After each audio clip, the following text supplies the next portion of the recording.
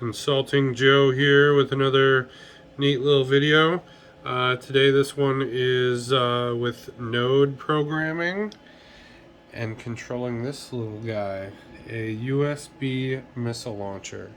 So my buddy gave me this, and basically I seemed to find that it was easier to control with Node than to do the research and find the actual program, if there was one that worked with Mac, to make this work. So now I've got one that works cross-platform, Mac, Windows, Linux, using HID, because this comes up as an HID device. And let's just run it. So you run the program, it scans for all my HID devices on my system. And this is what I use to get the correct path to the device.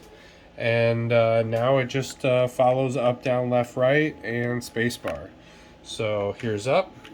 If you hold it, it just keeps going. And there's a little motor sound.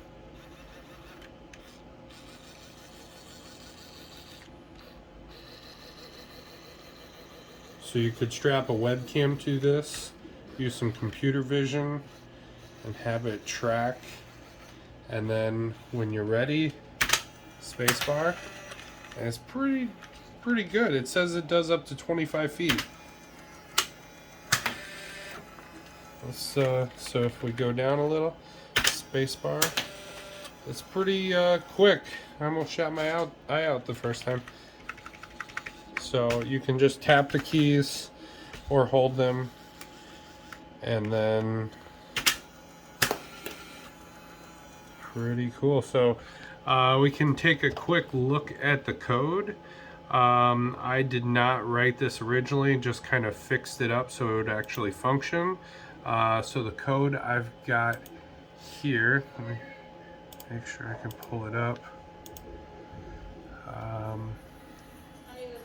Okay, hold on. I feel like we cleaned and it still smells like piss over here. Yep. Okay, hold on. Mark. Okay, so this is the application. It uses the key press and Node HID modules. And so what we do is set up the key press module, pass in standard input from the console into key press so that it can process those events. And then from here we set raw mode to true for the process, the application, the script itself, I guess. And then we make sure to resume it. We set up a variable, really long one, for the path to the HID device. And there it is, USB missile launcher. And from here, we set up a variable for if the device is moving currently or not. And then steps. So that's going to be down here. It's going to be used for our duration, our timeout. So it's going to wait 100 milliseconds and then stop. So we can adjust this. If we were to make this 1,000 and save that and rerun this, so Q to exit and then start it back up. Now if we hold the key, it's a lot smoother now.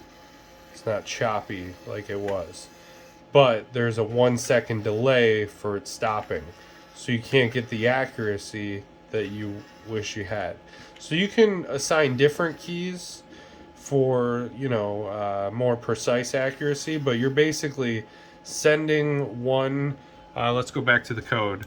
So what you're doing to go down, we're writing out an array here to the device over USB, and that is basically a 2 in hex, and then a 1, and then we're basically padding with zeros for each event. So to do a stop, which is automatically ran each time in this function, the move function, that's where that's controlled. So if we go back up to steps, maybe a more realistic number is 1/4 of a second instead of 1/10 of a second. And so if we switch back and Q to quit, relaunch, and now if we hold right, now it's 1/4 of a second. So now you can tap, but still you don't have quite the accuracy as only running that command for a 1/2 a second. I'm sorry, 1/10 of a second. So, but pretty nice. You can probably make a program to do some tracking and have better control once you have a feedback loop. That would be really cool to do. But leave a comment, like and subscribe, and yeah, let me know if you'd like to see another video on this. All right, thanks for watching. ConsultingJoe.com.